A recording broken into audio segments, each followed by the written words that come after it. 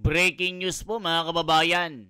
Boyeng Rimulya ng Ombudsman may pasabog.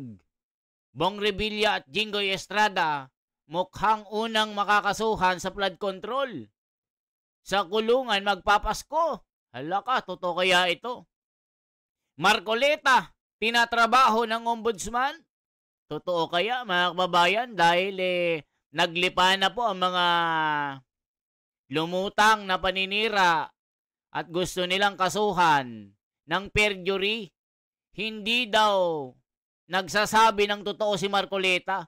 Nako po, kaya pala gusto nilang mawala si Marcoleta dahil po malapit ang impeachment ni Sara Duterte at Malacanang nakatunog. Magtatandem si Sara Duterte at Marcoleta. Halaka, mga kababayan ko. Kaya pala, Kongreso nagmamadali. Inaasikaso ang bagong complaint ng impeachment ni Sara Duterte dahil paso na ang 1 taon at pwede nang maghain ng reklamo sa 125 million na nilustay daw ni BP Sara. Nako po mga kababayan ko, tila nangangamoy. Ito ang kanilang pantakip sa flood control. Mga kababayan, Bong Revilla, Estrada, Marcoleta, Chis Escudero, Villanueva. Nako po, mga kababayan ko, ituloy na natin. Boyeng Rimulya, may pasabog na. Panoorin natin sabay-sabay. Magugulat kayo dito.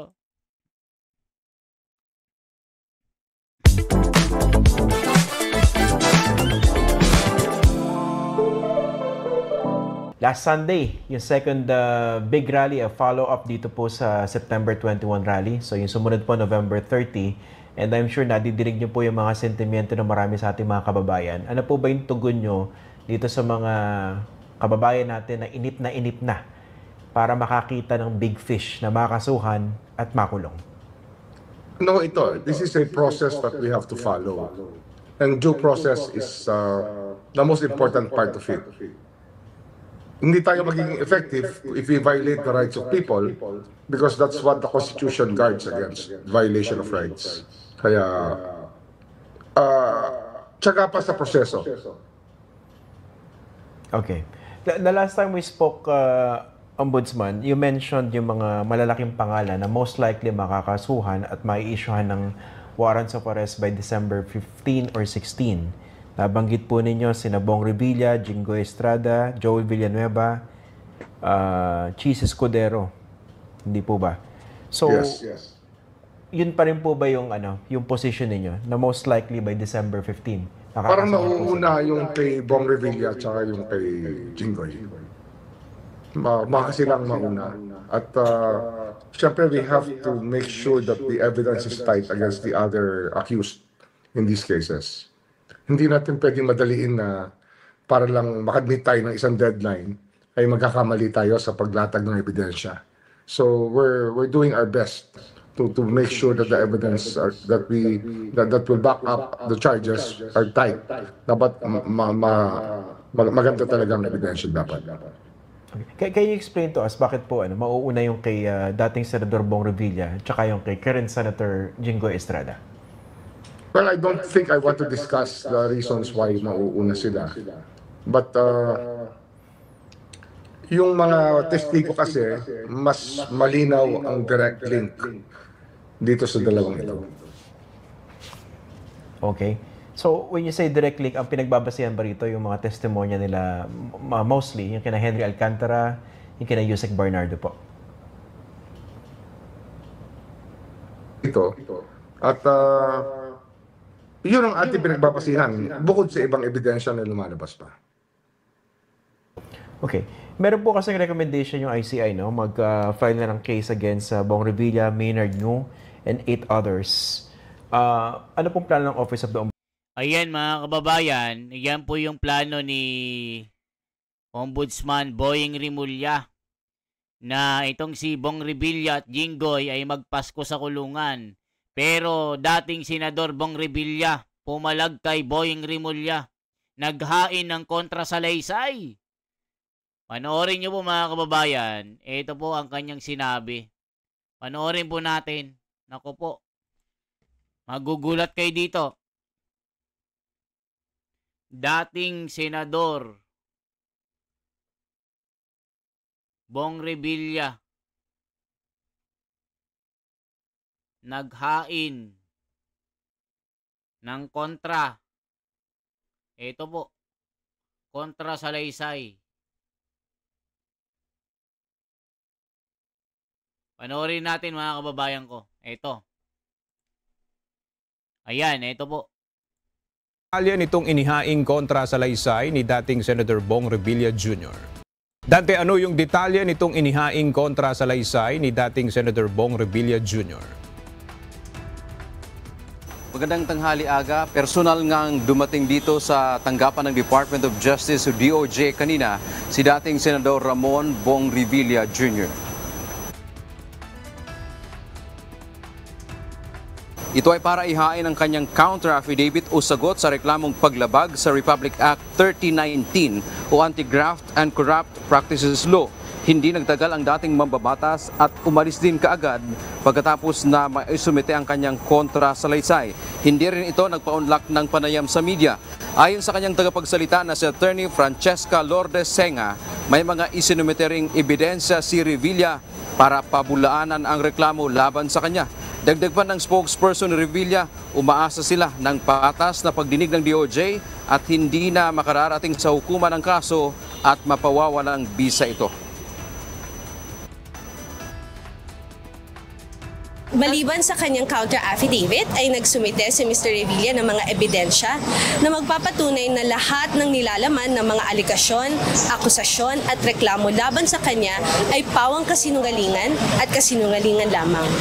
Umaasa si Mr. Revilla na magiging patas ang Department of Justice. Nasama ang pangalan ng dating senador sa reklamo kaugnay ng Ghost Flood Control Project sa Bulacan. Ito ay matapos siyang pangalanan ni dating DPWH Undersecretary Roberto Bernardo na tumanggap umano ng kickback sa maanumalyang proyekto. Aga huli nung nagsumite ng kanyang counter affidavit ang dating mambabatas sapagkat huli siyang naisama dito sa reklamo kaugnay ng 5 flood control projects dyan sa Bulacan. Kaya binigyan siya ng panel prosecutors ng ilang araw na makapagsumite ng kanyang sagot kaugnay dito sa reklamo. So yan po mga kababayan ko, ang sagot ni dating Senador Boying Rimulya ay dating Senador Bong Revilla dito sa pasabog ni Boying Rimulya. Tuloy pa natin mga kababayan.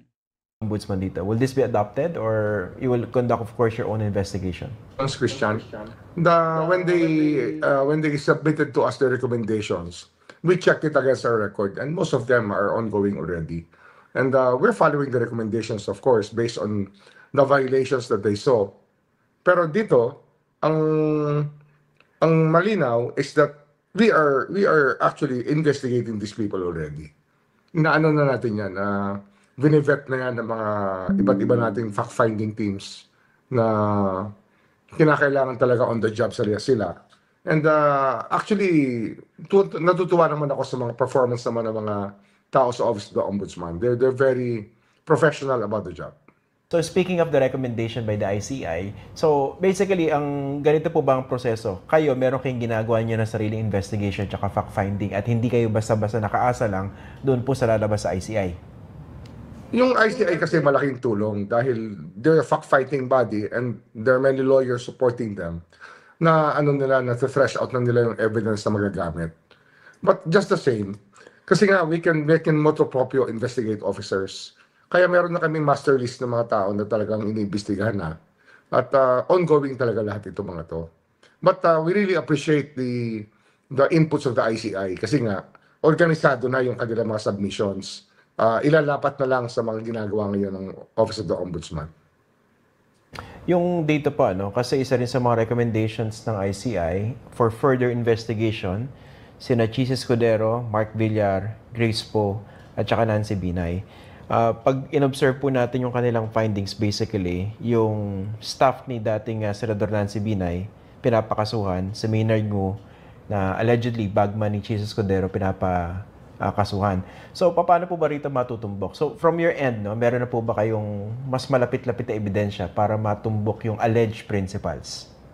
Ongoing to sa different fact-finding teams, Christian. I'm not micromanaging any of them. Basta, chinecheck ko lang talaga kung meron ng ongoing investigation, tsaka kung nasaan na sila. Sino po rito yung medyo hinog na? Bukod na sa dalawang nabanggit ninyo. Hindi ko pa masabi kasi ano yan lahat yan, nilalatag namin yan, isa-isa namin pinag-uusapan bago natin dalhin sa harapan ng ng decision making para i-file na yung kaso. Kasi nga we have to finish the process of preliminary investigation and come up with the information. Yung information ang critical dyan kung ano ilalagay namin sa information. Say goodbye to your reading glasses, computer glasses, and even your sunglasses. Introducing So yan po mga kababayan ang plano ng ombudsman. Talagang mauuna po itong si Jinggoy at Bong Revilla. Ako po, anong sinasabi ng komento? Magbasa tayo mga kababayan. Ito pong komento. Ayan nasa dugo ni Jinggoy ang mangulimbat na naman dapat ban na sa politika. Yan po yung mga nasa komento. Galit na galit. Naniniwala ba kayo na si Bong Revilla at Estrada ay dawit dito, mga kababayan? Aba, okay yan. Reunion ng dalawang sugapa. Nako po, mga loyalista nga ito, mga kababayan ko.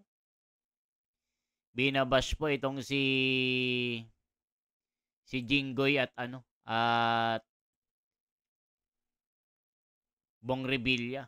So ngayon mga kababayan, tuloy po natin ito. Ano ang sinasabi po ni Ombudsman Boying Rimulya? May ngipin na daw ang batas. Laka, kababayan ko. Tuloy natin. Since nagsalita po si Yusek Bernardo, meron na po ba kayong mga nakuha pang corroborating evidence or testimonies to basically validate yung explosive affidavit po niya? COA reports, Christian. COA reports are basic to our evidence kit. Isa yan sa mga mabibigat na aming inaasahan. Bukod pa sa mga observations ng ating mga technical witnesses. Can you give us an idea para mas maunawaan po natin? Kasi yung mga viewers natin, medyo kababayan natin, naiinip hanggat wala pa nakakasuhan. Pero dito, sa puntong ito, yung corroborating evidence from COA documents, etc., pwede ba paka-explain po ito? Kung paano nail? For every charge that we put forward and file a case to against a person, lahat po yan, meron po yung contract documents na nakalapat doon po sa record ng DPWH. So mga bid documents niya kinakailangan kompleto. Dapat kompleto dyan yung contract documents. Lahat ng proseso ng pag-a-aproba ng kontrata, inaano namin yan, tinitrace namin yan, para sa isang tingin, meron siyang flow ng events. Yun ang pinakamahalaga dyan kung paano mo i-explain yung nangyari. So basically, that's up to the fact-finding teams to make sure that the flow is flawless. Dapat dyan, wala kang buwang, wala ka dapat dyan na missing links. Dapat dyan, tuloy-tuloy. Kaya, ang hirap sabihin sa tao na, eto na, ikukulong ko na to kasi in the end, Christian, the courts will look at the evidence. And if we do not lay it out properly, baka naman tayo mapurnada. Kaya, iniiwasan namin yan. It's really a grueling process. Hinihingi kami ng dispensa dahil hindi namin pwedeng madaliin. Kasi a single mistake here can be fatal. Pwedeng ma-dismiss, no? Pwedeng mabasura. Pero dito sa... Tsaka may double jeopardy yan, Christian. Tsaka tandaan mo, yung mga abogadong kalaban namin dito, hindi naman basta-basta. May pera itong mga kalaban natin, may pambayad sila sa abogado. At magagaling ang abogado nito. Kaya inaasahan natin yung stiffest position possible. We also measure everything with the quality of lawyers that we're up against. Dito po ba sa paghahabol sa malalaking isda, saan kayo nahihirapan in terms of directly linking them? Siyempre, yan ang pinakamalaking challenge, yung direct link. Kasi Mga kababayan, sa tingin nyo si Jinggoy at Bong Revilla, sila ba talaga yung mga malalaking isda dito? O meron pang mas malalaking dambuhalang butanding na tila nagtatago, na tila iniiwasan nila? Mga kababayan, sino-sino kaya ito? Baka sapsap lang ito si kung sakali sila ay guilty, ha? Hindi pa naman sila guilty. as lawmakers, they don't sign anything. Wala sila pinipirmit. Okay. Pero yung presence nila po rin.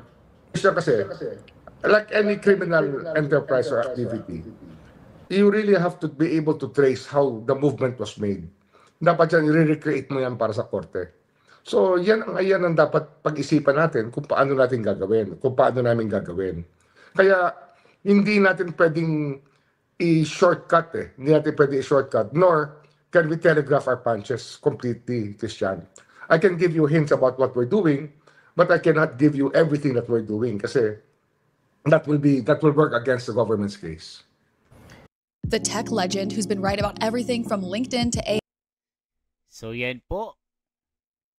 Maaaring ma-dismiss o hindi, mga kababayan. Pero anong nangyayari? Tila gusto nilang takpan ang flood control dito.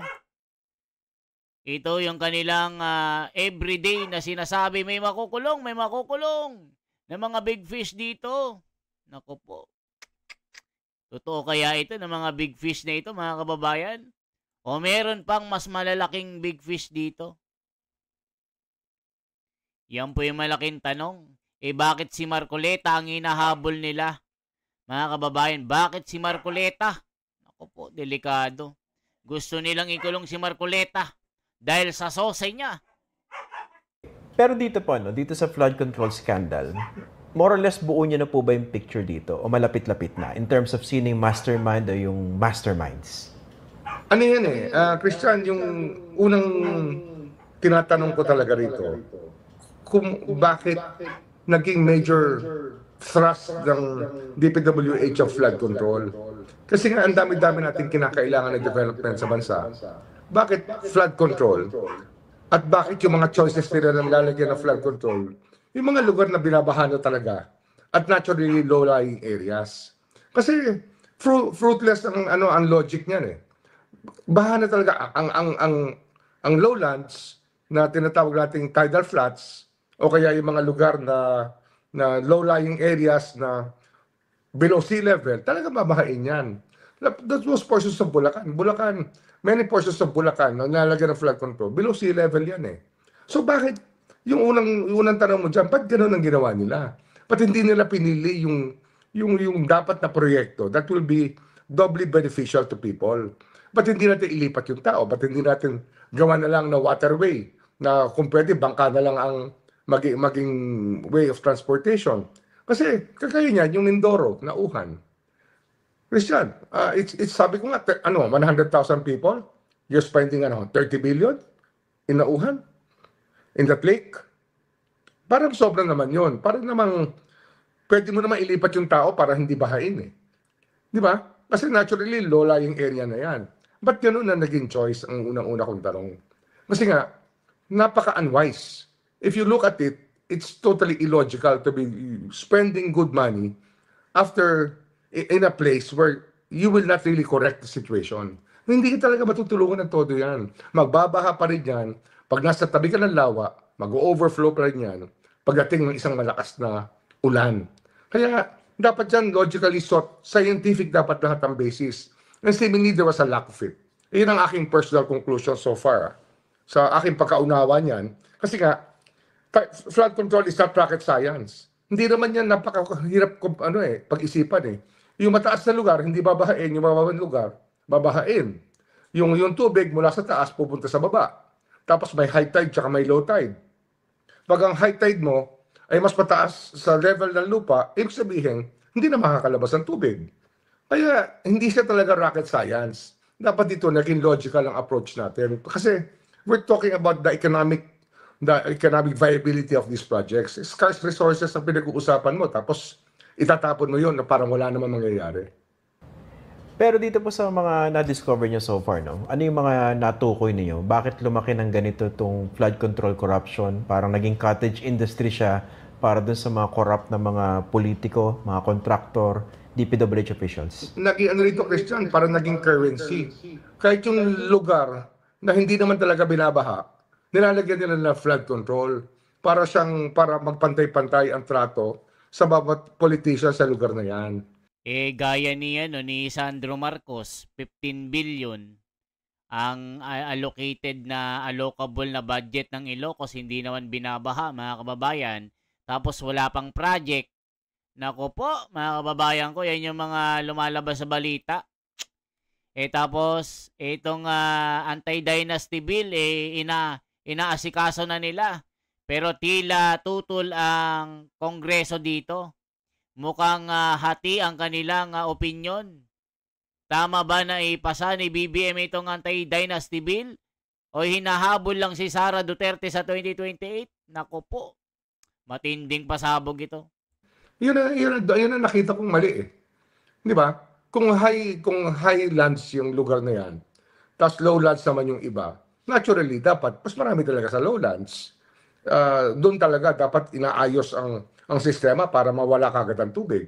Sa upland naman, hindi naman binabaha talaga yan. So, nangyari dyan, parang naging currency. Parang political equalization na hindi naman logical. Yan ang basa ko. Kasi I was in Congress also eh. And it's very illogical to be doing that. That was not done before.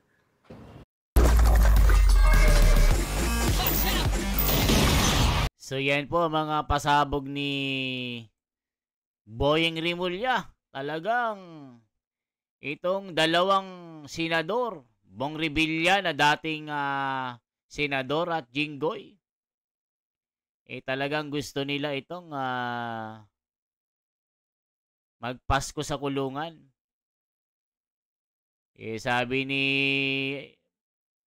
Bong Revilla, ito ay ginagawa lang na scapegoat ang aking pangalan para pantakip sa flood control issue. Nako po. Matindi itong mga revelasyon ni Bong Revilla. Nga po, pero bakit lumaki ng ganon? Bakit parang lahat sila na-realize, uy, ang laki pa rin ng pera dito sa flood control? Paano nagsimula po yun? Sino yung mga sa tingin nyo may pakana? Ang may pakana niyan, merong mga, yun ang inimbestigahan namin ngayon. Meron kami mga taong inimbestigahan tungkol dito. Ayun, hindi yun na muna akong babanggit ang pangalan. Pero meron kami inimbestigahan ng mga tao dito. When you say mga tao, you're talking of politicians, members of Congress, contractors? Politicians. Politician contractors. Kasi naging currency, tapos naging trade. Binibenta yung project. Yeah. So, and the fact was, even the pricing of the projects, pati yung cost of materials, overestimated. It's okay to price it 25% higher kasi may cost of money na lalabas. Pero kung 50% higher, o kaya halos doblado ang halaga na ibinibigay mo sa materyales, para may pagkakamali na tayo ron. Parang naman naglulustay na tayo ng pera. Yun po. So, in terms of yung paano siya lumaki, sa findings ninyo, kailan siya nagsimula? Ito, actually may mga ideas na tayo na nangyayari yan towards the end of Pinoy's term. Meron nang nagsisimula na insertion sa budget. Iba-ibang form of insertion pa, pero ang flood control was there already. But it started with dredging, Christian. Dredging was the first racket before. Meron diyang mga dredging machines, itatambay nila sa ilog, kahit anong audit ang gawin mo, hindi mo naman malalaman kung gaano karami tinanggal niya ng buhangin o burak. So it started with dredging. And I remember a meeting of the president together with some legislators in Central Luzon where they were demanding their dredging budget. Ayaw nilang sumakay na, sa simula pa ng administration, sa flood control, sa master plan ng flood control. Gusto lang nila makuha nila yung dredging budget. I think you remember that encounter. Di ba? That encounter was quite alarming for me.